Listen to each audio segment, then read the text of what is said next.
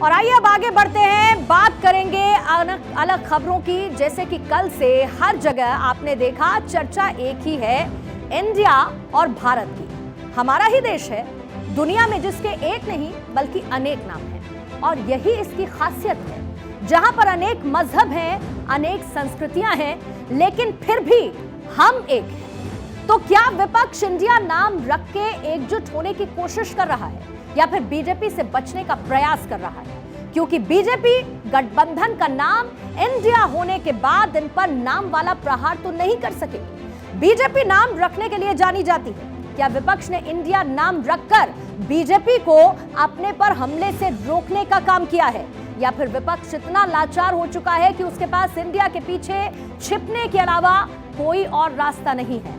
BJP और कांग्रेस दोनों के ही गठबंधन नाम की सियासत पर एक दूसरे पर जबरदस्त प्रहार कर रहे हैं। कैसे 2024 की तैयारी नामदार वर्सेस कामदार हो रही है, ये रिपोर्ट आती है।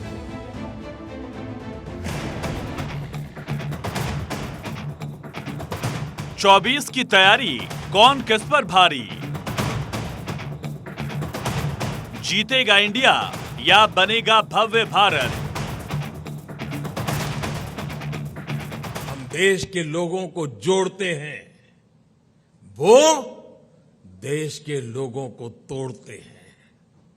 साथियों, विपक्ष के लोग जिस गलती को बार बार दोहरा रहे हैं वो है देश के सामान्य मानवी की समझदारी को वे लोग अंडर एस्टिमेट करते हैं। जनता देख रही है कि ये पार्टियों क्यों इकट्ठा हो रही है। जनता ये भी जान रही है कि वो कौन सा ग्लू है, गोंद है जो इन लोगों को, इन पार्टियों को जोड़ रहा है। किस तरह छोटे छोटे स्वार्थ के लिए मूल्यों और सिद्धांतों से समझौता किया जा रहा है। 24 से पहले खेमे तैयार हो चुके हैं, मैदान सज चुका है। एक तरफ प्रधानमंत्री मोदी हैं, तो दूसरी ओर विपक्ष। मोदी का एजेंडा कैसे देश आगे बढ़े, विपक्ष का एजेंडा कैसे मोदी हटे। विचारधारा नहीं 24 की लड़ाई, मोदी वर्सेस विपक्ष पर आई। 24 से पहले बिसात बिछाई जा रही है। एक तरफ नाम में ही जीत बताई जा रही है, तो दूसरी तरफ काम को प्राथमिकता दी जा रही है। विपक्ष चाहे बड़ी बड़ी बातें करे, लेकिन हकीकत ये है कि विपक्ष विचारधारा की लड़ाई नहीं लड़ रहा। विपक्ष सिर्फ मोदी को हटाने के लिए एक साथ हुआ है। पंजाब में कांग्रेस को चोर कहती है, जो आप दिल्ली में कांग्रेस को चोर कहती है, वो बेंगलोर में मोदी को रोकने के लिए कांग्रेस को ईमानदारी का सर्टिफिकेट दे देती है। जो ममता बनर्जी बंगाल में कांग्रेस और लेफ्ट के खिलाफ चुनाव जीतती हैं, वो मोदी को हटाने के लिए उसी लेफ्ट और कांग्रेस से हाथ मिला लेती हैं। जो लेफ्ट केरल में कांग्रेस के खिलाफ चुनाव लड़ता है, जीतता है, वो मोदी को हराने के लिए कांग्रेस से हाथ मिला लेता है। क्या ये विचारधारा है या एक दूसरे का सहारा है? मोदी की लोकप्रियता इतनी बढ़ चुकी है कि विपक्ष के पास उसकी कोई काट नहीं। विपक्ष को लगता है मोदी को हराने के लिए हर हाल में साथ आना होगा, वरना मोदी का कोई तोड़ नहीं। मोदी के तोड़ के लिए विपक्ष की 26 पार्टियां एक साथ आई, गठबंधन बना, नाम रखा गया इंडिया। लेकिन सवाल ये उठता है कि अगर इंडिया है तो क्या हर इंडियन इसके साथ है? हर इंडियन तो छोड़िए, देश की बहुत सी पार्टियां भी विपक्ष के साथ नहीं हैं। ये इंडिया ऐसे ही है जैसे न्यूज की full form north, east, south, west होती है। उसी तरह ये भी सिर्फ गठबंधन का नाम है, जिसका असल इंडिया से कोई लेना देना नहीं। लेकिन इंडिया नाम रखने से महाभारत जरूर शुरू हो गई है। जहां बीजेपी के नेता इसे इंडिया वर्सेस भारत बता रहे हैं, वहीं कांग्रेस के नेता इसे देश की अस्मिता के साथ जोड़ रहे हैं। ये इंडिया नाम एक गठबंधन को आप नहीं दे सकते। इंडिया मेरे देश का नाम है, मेरा अभिमान है, मेरा स्वाभिमान है ये नाम। आप इसको अपने राजनीतिक लाभ के लिए आप इस्तेमाल नहीं कर सकते। तो इस नाम से एतराज मुझे भी है। इंडिया जीतेगा, भाजपा हारेगा।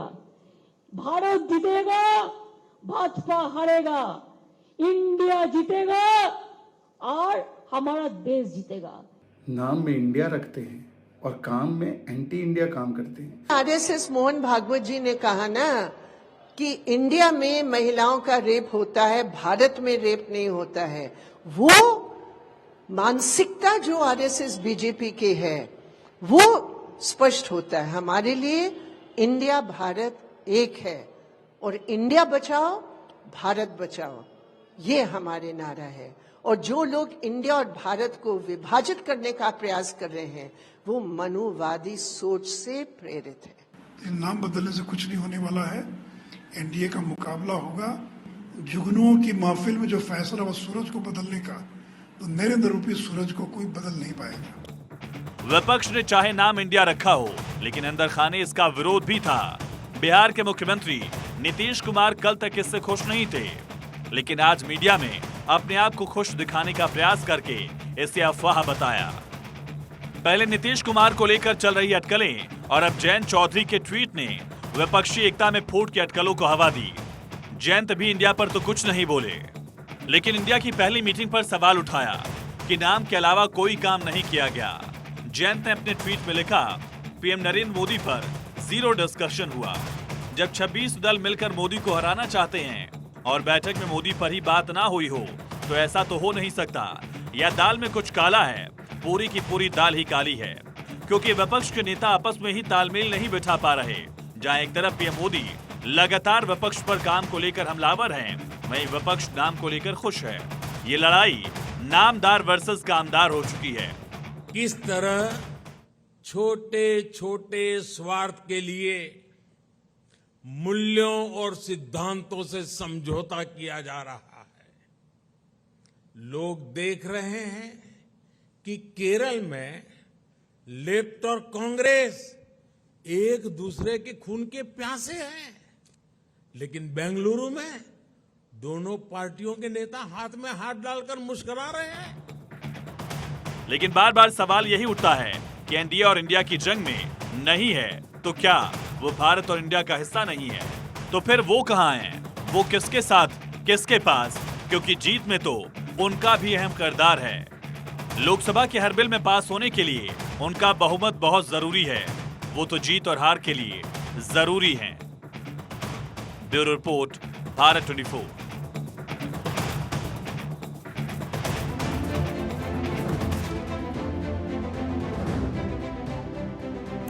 कांग्रेस और बीजेपी के गठबंधन के अलावा देश में ऐसी भी कई पार्टियां हैं जो बहुत मजबूत है और लोकसभा में उनकी भूमिका निर्णायक भी है और उनकी भी हम चर्चा करेंगे।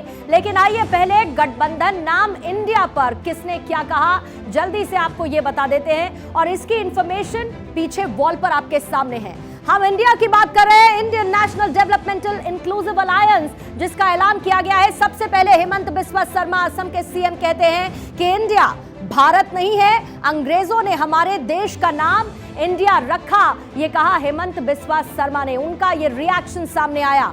अब बात सुशील मोदी की। बीजेपी के सांसद, नाम बदलने से चेहरा नहीं बदलता, जुगनुओं की बारात में सूरज ही चमकेगा, ये कहा सुशील मोदी ने। तीसरी प्रतिक्रिया किसकी आई इस नए अलायंस को लेके? अबू आजमी इसको लेकर क्या कहते हैं? महाराष्ट्र में समाजवादी पार्टी के नेता हैं और आज तो इनकी तरफ से जो बयान आया उसने अलग सियासत को पैदा कर दिया। वो कहते हैं कि मैं वंदे मातरम नहीं पढ़ सकता हूं, ये कहा है अबू आजमी ने, जिसको लेकर खूब हो हल्ला हुआ और बीजेपी ने उस पर तुरंत प्रहार कर दिया। बीजेपी कहती है कि नाम इंडिया रख लेते हैं और बातें एंटी इंडिया की करते हैं। रिएक्शन फिर शहजाद पूनावाला का, जिसका मैंने अभी अभी जिक्र किया कि नाम इंडिया और काम एंटी इंडिया। ये अबू आजमी के इस बयान के बाद बीजेपी का ये रिएक्शन देखने को मिला। अब अगला रिएक्शन संजय राउत का। संजय राउत शिवसेना के नेता हैं और कहते हैं कि नाम इंडिया और काम। संजय राउत का ये रिएक्शन। अब देखिए, अब इंडिया नाम पर विवाद करने वाले देशभक्त नहीं, ये कहा है संजय राउत ने। इसको ये आपके सामने अपडेटेड बयान है इनका। अब बात शताब्दी रॉय की करेंगे, जो कि टीएमसी की सांसद है।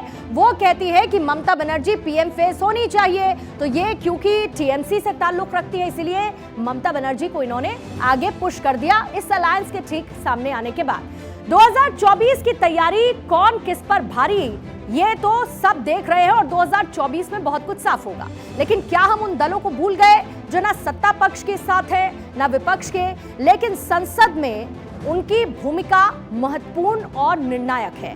पहले आइए आपको समझा देते हैं कि विपक्षी एकता और सत्ता पक्ष का गणित क्या कहता है।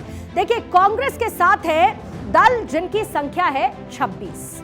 अब बीजेपी के पास जो दल हैं उनकी संख्या है 38। ये मेरे सामने इस वक्त आप देख रहे हैं किसके पास क्या क्या है। अब लेकिन इनके अलावा देश में 3 ऐसे महत्वपूर्ण दल भी हैं, जैसे कि कांग्रेस के साथ इस वक्त सबसे बड़े 3 दल हैं। वो कौन कौन से हैं? डीएमके, सबसे पहले वाला जो ग्राफिक हमने आपको दिखाया, आपको वो बताते हैं। डीएमके जिनके पास हैं कुल मिलाकर 23 सांसद, और उसके बाद आता है टीएमसी, ये देखिए इनके पास है 22 सांसद, माफ कीजिएगा। और उसके बाद आता है जेडीयू जिनके पास हैं 16 सांसद, यानी कि कांग्रेस प्लस के पास है डीएमके, टीएमसी और जेडीयू, और इनके पास कितने कितने सांसद हैं ये आपने देख लिया। वैसे ही बीजेपी के पास जो 3 बड़े दल हैं उनमें बीजेपी प्लस के पास आप देखिए क्या क्या है, 13 सांसद हैं। और लोक जनशक्ति पार्टी यानी कि चिराग और चाचा पशुपतिनाथ पारस मिलाकर कुल मिलाकर इनके बनते हैं एलजेपी के 6 सांसद। तीसरी बड़ी पार्टी कौन सी है? एनसीपी, अजित पवार, जो अभी अभी नाराज हुए शरद पवार से और उसके बाद बीजेपी का दामन थाम लिया, अपने साथ कुछ लोगों को लेकर गए। इनके पास हैं 5 सांसद। लेकिन इन दोनों गुटों से अलग हटकर वो भी पार्टियां हैं जिनके पास भारी संख्या बल है, जिनका बहुत ज्यादा चर्चा नहीं हो रही है, जिनको लेकर बहुत ज्यादा जिनका जिक्र नहीं हो रहा है, लेकिन ये निर्णायक है, फैसले करने वाले हैं। जिसमें सबसे पहले नंबर पर जगन मोहन रेड्डी की वाईएसआर कांग्रेस आती है और इनके पास है 22 सांसद। अब नवीन पटनायक की बीजू जनता दल, इनके पास है 12 सांसद। और एक और दक्षिण भारत की पार्टी है केसीआर की, और इनके पास हैं 9 सांसद। बीआरएस, ये वो दल है जिनके पास है 9 सांसद। ये वो हैं जो किसी के पक्ष में नहीं है, लेकिन संसद में इनका पक्ष बहुत ज्यादा मायने रखता है और तभी बड़े बड़े बिल पास किए जाते हैं। इनके समर्थन या फिर इनके विरोध के बाद वो बिल फेल भी हो जाते हैं। लेकिन अब इसके बाद सवाल ये उठता है कि विपक्षी गठबंधन से दूर कौन है। हालांकि सबको एक साथ लाने की देखिए कवायद पुरजोर हुई है। हमने देखा कि कैसे कैसे दलों की संख्या बढ़े, इसकी कोशिश हुई। विपक्षी दलों में आपने देखा कि कैसे पहली मीटिंग के दौरान जो संख्या बल कम था, दूसरी मीटिंग के दौरान वो बढ़ता हुआ नजर आया, और फिर उसके बाद एनडीए की बैठक हुई जिसमें उन्होंने उसका नंबर ज्यादा बता दिया। यानी कि दोनों ही कोशिश कर रहे हैं कि नंबर गेम का फायदा उठा सके और ज्यादा से दल उनके पास आ सके। अब बात करेंगे आगे, क्योंकि मॉनसून सत्र आने वाला है और पिछला सत्र आपको याद होगा बर्बाद होने के बाद इस बार के सत्र पर सारे देश की निगाहें हैं। जाहिर है क्योंकि मॉनसून सत्र महत्वपूर्ण है बिल पास होने के लिहाज से और कई अहम मुद्दों पर चर्चा के लिहाज से भी। पिछले सत्र में ऐसे बहुत से ऐसे देशहित के बिल थे जो पास नहीं हो पाए क्योंकि वो सत्र हंगामे की भेंट चढ़ गया। लेकिन क्या इस बार फिर से सत्र हंगामेदार होने वाला है? क्योंकि मणिपुर हिंसा से लेकर दिल्ली अध्यादेश पर संग्राम तो होगा ही, लेकिन सवाल वही है कि संग्राम सिर्फ बॉयकॉट और हंगामे के रूप में होगा या इस पर कोई सार्थक चर्चा भी होगी, जिसका इंतजार मुझे या फिर आप जैसे लोगों को रहता है जो इन लोगों का चयन करके इनको संसद में बैठाते हैं। संसद सत्र को लेकर तैयारियां क्या की गई हैं, आज हुई सर्वदलीय बैठक के साथ क्या स्ट्रैटेजी तैयार की गई है, ये रिपोर्ट आपको दिखा दें।